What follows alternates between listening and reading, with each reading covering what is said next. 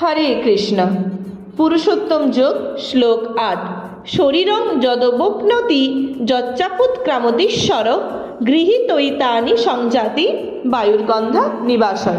অর্থাৎ বায়ু যেমন ফুলের গন্ধ নিয়ে অন্যত্র গমন করে, তেমনি এই জড়জগতে জীব এক স্থূল শরীর থেকে অন্য স্থূল শরীরে তার জীবনের বিভিন্ন ধারণাগুলি নিয়ে যায়।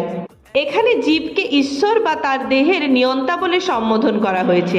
সে যদি ইচ্ছা করে তাহলে তার দেহ থেকে উচ্চ স্তরের দেহে সে রূপান্তরিত হতে পারে, আবার নিম্নতর স্তরে অধিপতিত হতে পারে। চেতনাকে যেভাবে গড়ে তুলবে, মৃত্যুর পর তা তাকে পরবর্তী শরীরে নিয়ে যাবে। তার চেতনাকে যদি সে একটা কুকুর বা বেড়ালের চেতনার মতো করে গড়ে তোলে, তাহলে সে অবশ্যই কুকুর অথবা বেড়ালের শরীর প্রাপ্ত হবে। কেউ যদি তার চেতনাকে দিব্য গুণাবলীতে ভূষিত করে, তাহলে সে দেবতাদের মতো শরীর প্রাপ্ত হবে। এবং যদি কৃষ্ণ ভাবনাময় হয়, তাহলে সে অপ্রাকৃত কৃষ্ণ লোকে স্থানান্তরিত হয়ে ভগবান শ্রীকৃষ্ণের সঙ্গ লাভ করবে। দেহের নাশ হয়ে যাওয়ার সঙ্গে সঙ্গে যে দেহের সব কিছুরই নাশ হয়ে যায়, সেই ধারণা ভ্রান্ত। জীবাত্মা এক দেহ থেকে অন্য দেহে স্থানান্তরিত হয়, দেহান্তরিত হয়।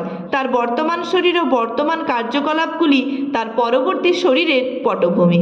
তার কর্ম অনুসারে জীব একটি ভিন্ন দেহ প্রাপ্ত হয় এবং যথাসময়ে সেই শরীর ত্যাগ করতে হয় তাকে। এখানে বলা হয়েছে যে সূক্ষ্ম শরীর যা পরবর্তী শরীরের ধারণা বহন করে, তা পরবর্তী জীবের অন্য একটি শরীরে বিকশিত হয়।